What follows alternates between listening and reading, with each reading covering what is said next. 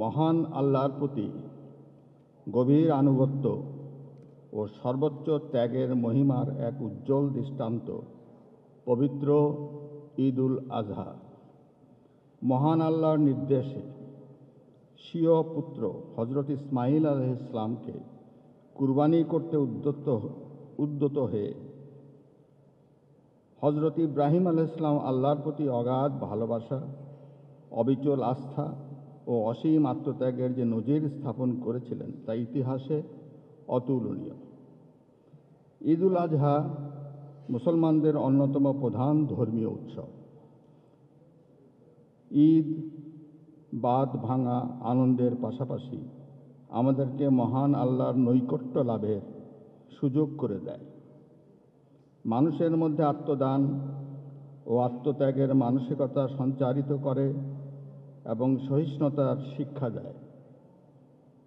যুদ্ধ, বিগ্রহ ও সংঘাত সংকটের কারণে বিশ্বব্যাপী অর্থনৈতিক মন্দা বিরাজ করছে। ফলে বিশ্বের বিভিন্ন প্রান্তে অনেক মানুষ নানা প্রতিবন্ধকতা ও কষ্টের মধ্যে জীবনযাপন করছে। ফিলিস্তিনের গাজা সহ বিশ্বের অনেক স্থানে মানুষ অনাহারে, অর্ধাহারে ও বিনা চিকিৎসায় চরম অনিশ্চয়তার মধ্যে দিন কাটাচ্ছে। ফিলিস্তিনে প্রায় 40,000 নিরপরাধ মুসলমানকে ইতিমধ্যে তারা নির্মম হত্যাকাণ্ডের শিকার হয়েছে। তাদের জীবন অতিশয় কষ্টে অতিবাহিত হচ্ছে। তাদের কথাও আমাদের ভাবতে হবে, তাদের দুঃখ কষ্ট লাঘবে এবং ঈদের খুশিতে তারাও যাতে শরিক হতে পারে সে চেষ্টা সমগ্র মুসলিম বিশ্ববাসীকে এবং ফিলিস্তিনিদের প্রতি যে পাশ্চাত্য দেশসমূহের আনুগত্য আছে বা সহানুভূতি আছে তাদেরকে এগিয়ে আসতে হবে। এবং আমি আজকের এই ঈদের দিনে তাদের প্রতি এই আহ্বান জানাচ্ছি।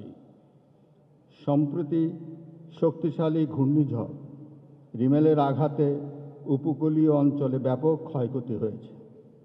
অনেকেরই ইচ্ছা থাকলেও কোরবানি করতে পারছে না। ঘূর্ণিঝড়ে সহায় সম্বল হারিয়ে মানবেতর জীবনযাপন করছে সে অঞ্চলের মানুষগুলো। ঘরবাড়ি হারিয়ে খোলা আকাশের নিচে তারা দিন কাটাচ্ছে। তাই কেউ যাতে ঈদের আনন্দ থেকে বঞ্চিত না হয় সেই লক্ষ্যে সমাজের দারিদ্র্যপীড়িত ও সুবিধাবঞ্চিত মানুষদের সাথে ঈদের আনন্দ ভাগাভাগি করতে এবং তাদের পাশে দাঁড়াতে আমি দেশের বিত্তবান ও সচ্ছল ব্যক্তিবর্গকে এগিয়ে আসার আহ্বান জানাচ্ছি।